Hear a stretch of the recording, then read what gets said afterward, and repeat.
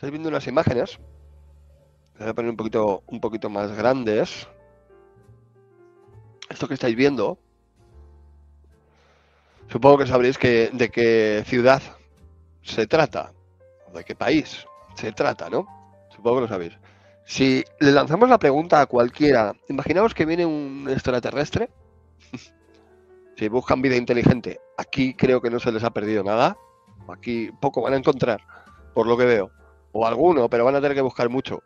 Si bajase algún extraterrestre y nosotros le dijésemos, mira, ha habido una guerra, no lo vamos a hablar en la actualidad, ha habido una guerra en el cual, os lo leo porque no quiero cagarla, en el cual el 80% del país, yo me atrevo a decir que más, venga, compramos el 80%. El 80% del país ha sido destruido, como veis en las imágenes que están circulando en pantalla. Que el 100% de su población ha sido desplazada. Y de ese 100%, aproximadamente, de 100% desplazados, evidentemente. Pero el 50% de las muertes en esa guerra son de niños. ¿Qué diríamos? ¿No? Es que la Segunda Guerra Mundial, es que los nazis, es que... O me da igual, me da lo mismo, nos vamos al otro lado. Es que Lenin, es que tal. Sí, sí, sí. Sí, no digo yo que no. Pero lo está haciendo Israel ahora mismo, en Gaza, ahora mismo. Para la gente que piense que quien nos escuche desde otro lado, nos estáis viendo o nos estás escuchando en iVoox, y diga, bueno, pero es que esos son eso es un país ahí que no, que tienen terroristas, jamás atacó el 7 de octubre. Sí, jamás actuó el 7 de octubre y se condena desde aquí, por supuesto, eso siempre se ha condenado. Siempre que haya víctima de un solo inocente, se condenará, sea quien sea, pero eso creo que no justifica pues los datos que he dado, que se arrasa con un 80% del país, que se desplaza al 100% de la población y que la mitad de los fallecidos y del desplazamiento de esa población incluido sean niños. Nos echaríamos las manos a la cabeza si lo hiciese cualquier otro país. Está pasando en Gaza, pero claro, es que es Gaza. Bueno, ¿habéis oído hablar del plan Ginon? Porque esto, como dice Jaume Farrerons, no es porque sean palestinos. Si fuesen filipinos, lo harían igual. O si España estuviese en ese territorio, pasaría exactamente igual. O si estuviese Portugal, o si estuviese si Italia lo cambiamos del mapa, daría igual. No es contra los palestinos, es contra todo lo que hay alrededor. ¿Por qué? Porque tienen un serio problema de territorio, para empezar. Debido a esa inmigración y ese aumento de la población y de natalidades, cosa que no pasa en otros países, pues Israel se queda pequeño. No hay más que ver algún vídeo, yo no lo voy a mostrar hoy aquí, no es necesario, pero lo podéis buscar en YouTube. Hay vídeos de que, por ejemplo, cómo son los cementerios de Israel, que no dan abasto, que han tenido que construir 2 kilómetros subterráneos para poder enterrar a sus fallecidos. O sea, tienen un problema serio de territorio. Y claro, siempre se habla del plan Andina en Argentina, que no digo que no. Hoy os vengo a comentar, como he dicho, lo ha publicado Koldo Salazar, que me sigue. Mira, Koldo Salazar. Mira, me gustaría un día poder traer a Koldo Salazar y que nos comente. Él ha publicado un artículo que está en otralectura.com. Os lo voy a pasar al chat. Por si lo queréis compartir o queréis comprobar si yo me equivoco o miento a la hora de leerlo. No sé si lo firma él. Esto está publicado el 15 de julio del 24. Hace apenas, estamos a día 23, pues hace 8 días, un poco más de una semana. Dice lo siguiente. Ve rápido con este tema, porque profundizaremos mucho más.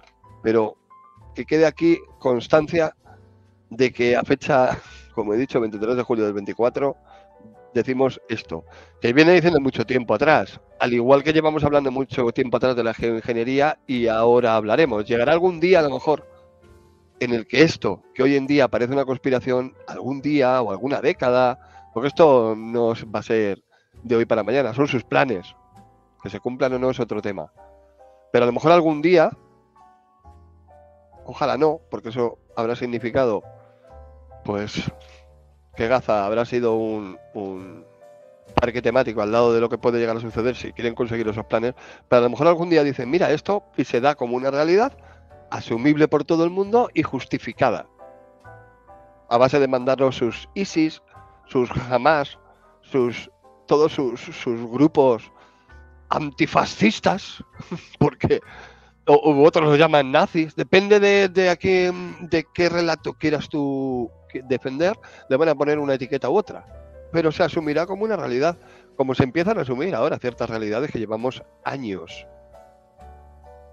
difundiendo, denunciando y sorprendidos de que se nos insulte por comentar estas cosas. Vamos al grano. Se titula así, como digo, está publicado en otralectura.com. Pues tenéis el enlace ahí abajo. Y dice lo siguiente. Voy a poner aquí en chiquitito, por si estáis viéndolo. Hay gente que me ve hasta en la televisión. Tío, pero ahí, no lo pongas en HD, por Dios. Por lo menos, se van a ver todas las arrugas. Dicho esto, perdonad por la broma, porque esto no tiene ninguna gracia. Dice así: Israel, geopolítica y relectura del Plan Yinon en Oriente Próximo. El Plan Yinon establecía un análisis... Voy a quitar la cámara, perdón, para que vaya todo mucho más fluido. El Plan Yinon establecía un análisis geopolítico basado en la dicotomía Israel, Estados árabes de Oriente Próximo, como estados enemigos, pero al mismo tiempo débiles y con una composición heterogénea de grupos étnico-religiosos rivales, que en su primer momento habrían sido dominados por estas élites del socialismo árabe. El panarabismo, por esto no tendría opciones reales. En primer lugar, la tercera vía, lejos del panarabismo o de los nacionalismos, abierta a los teóricos del panislamismo, como Bana o Qutb, tenía en Irán su aplicación práctica. Curiosamente, ni Israel ni Irán podrían permitir estados árabes fuertes en la región. En el caso de Yinon, se esperaba que la construcción poscolonial de Oriente Próximo estaba presta a colapsar pronto, por esta composición heterogénea y, por lo tanto, Israel, el único refugio de los judíos en Oriente Próximo, así como único modelo de Estado de democracia liberal y economía de libre mercado, tenía que intervenir para imponerse en la región. En primer lugar, el Plan Yinon trazaba una línea teórica basada en identificar las divisiones internas y luego explotarlas prácticamente a través de intervenciones directas. Obviamente, el Plan Yinon, de la década de los 80, plantea un contexto histórico desaparecido, en el cual el mayor rival de Israel era Irak, de Saddam Hussein, y que la guerra de Irán o Irak contra Irak tenía que tener como objetivo la disolución del país en tres centros bien diferenciados, que anulara la amenaza de Saddam, una Irak, por ejemplo, chiita, gobernada desde Basora, un Irak sunita, gobernado desde Bagdad, y un Irak kurdo, gobernado desde Mosul. Bien, en la cuestión egipcia, el Plan Yinon lo describía como un cadáver político y un estado débil. El objetivo del Plan Yinon para Egipto criticaba los acuerdos de Camp David y la devolución del Sinaí a Egipto, y proponía que Israel debería de luchar por forzar la crisis en Egipto y que éste se desmembrara en un Egipto árabe sunita, un estado cristiano copto en el norte, aliado de Israel, y la integración del Sinaí a Israel volviendo al status quo previo a estos acuerdos de Camp David. Fijaos en los mapas que se van mostrando en pantalla. Bueno, en Jordania el planteamiento consistía en el envío y la facilitación de la inmigración de palestinos al reino hachemita, para que en Cisjordania quedara el mínimo número de palestinos, fácilmente controlables y trabajadores, por supuesto, y el resto se asentara en el vecino país, que o los integraría o se disolvería en otros entes. Bueno, estos son los estados parte de los acuerdos de Abraham. Aquí en azul vemos a Israel, que ya prácticamente lo tiene todo. Bien, perfecto. Sobre el Líbano, tal vez el Estado árabe, con mayor rivalidad contra Israel, se pensaba que desde Tel Aviv se promocionaba una cantonización y posterior división del país en dos entidades, una cristiana y otra musulmana. Desde la era del mandato francés en el Líbano y británico en Palestina, hubo un incidente por el cual se hizo un referéndum en el sur del actual Líbano, que estaba bajo mando británico en aquella época y que pasó a integrarse en el mandato francés y más tarde pues en lo que es el Líbano. Estos hechos, unidos a las buenas relaciones de los cristianos, la élite económica y política del país con los judíos de Israel, tensó la situación, que empeoró con la llegada de refugiados palestinos desde Jordania en los años 60 y la posterior guerra civil libanesa. Sin embargo, en el documento Ginon no se hace especial hincapié en la cuestión, tal vez por la alianza Israel-Falange Cristiana Libanesa y la actuación con dirección y apoyo israelí del Frente para la Liberación del Líbano de los extranjeros, con un profundo nacionalismo libanés y un acentuado antipalestinismo. En Siria se propuso la misma idea, debido a la disociación política del país, mayoritariamente sunita, pero gobernada por una élite chií, laica, socialista y muy dura con las reclamaciones del Kurdistán sirio, a pesar del apoyo de Mustafa Öcalan del PKK y al desarrollo económico de la zona de Ar-Raqqa con la presa Takba, y el lago Assab, que dinamizó la economía del Kurdistán sirio. Sin embargo, la presencia de los hermanos musulmanes y el alzamiento de Hamas, así como la presencia palestina en Siria, eran un aliciente para buscar esa caída de Damasco, asegurar sus posiciones en los altos del Golán y debilitar a Siria. Bien, este es el planteamiento principal, que chocaba con los intereses de Estados Unidos de una región estable que contuviera a la URSS y que transitara hacia una economía de mercado libre y un sistema democrático dentro de Occidente, mientras que Israel, convencida de la imposibilidad de ambas cuestiones, apoyaban un Oriente Próximo débil que era beneficioso para ellos. La situación actual ha transformado el Plan Ginon por completo. En primer lugar, las alianzas ya consolidadas con Jordania, por ejemplo, o con Egipto, han dado sus frutos regionales, con los acuerdos de Camp David y el Tratado de Paz de Israel y Jordania en el año 1994, o por ejemplo el establecimiento de la ANP ese mismo año. El Plan Ginon, por lo tanto, convive con una geopolítica basada en estados aliados y fronterizos fuertes y la expansión de la influencia en el nicho de poder existente. Sus dos grandes éxitos recientes han sido, por ejemplo, los acuerdos de Abraham del año 2020 entre Israel, Emiratos Árabes Unidos, Bahrein y Marruecos, a los que se han sumado otros países ya.